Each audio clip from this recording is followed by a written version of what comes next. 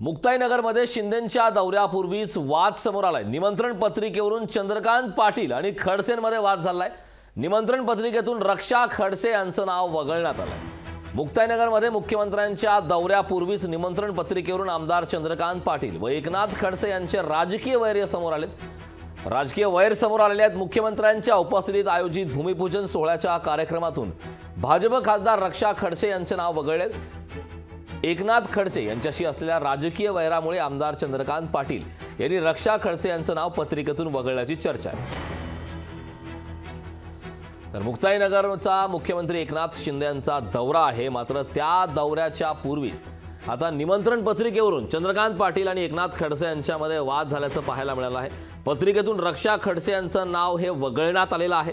रक्षा खडसे यांचं नाव वगळल्यामुळे हा वाद झालेला आहे। खरं तर राजकीय वैर असल्यामुळे चंद्रकांत पाटील यांनी रक्षा खडसे यांचं नाव हे पत्रिकेतून वगळल्याची ही चर्चा सुरू आहे।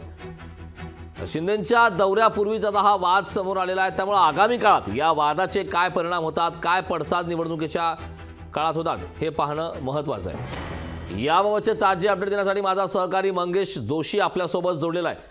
मंगेश, अत्यंत महत्त्वाची अपडेट आहे। मुख्यमंत्री एकनाथ शिंदेंचा दौरा आहे, दौऱ्यापूर्वी आता निमंत्रण पत्रिकेवरून पाटील आणि खडसेंमध्ये वाद झालाय। काय सांगशील या वादाबद्दल सविस्तर?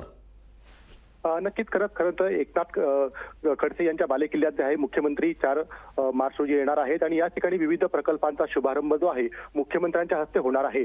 मात्र इथले आमदार जे आहे चंद्रकांत पाटील आणि एकनाथ खडसे यांचे राजकीय वैर जे आहे सर्वश्रुत आहे आणि हे जे वैर जे आहे निमंत्रण पत्रिकेच्या माध्यमातून समोर आल्याचं पाहायला मिळते। एकीकडे एकनाथ खडसे यांच्यासोबत असलेलं राजकीय वैरामुळे भाजपच्या खासदार रक्षा खडसे यांचं निमंत्रण पत्रिकेतून नाव जे आहे ते वगळण्याची चर्चा आहे। एकंदरीतच मुख्यमंत्र्यांच्या दौऱ्यापूर्वीच खरं तर मुक्ताईनगरमधील राजकीय वातावरण या निमित्ताने तापण्याची शक्यता आहे।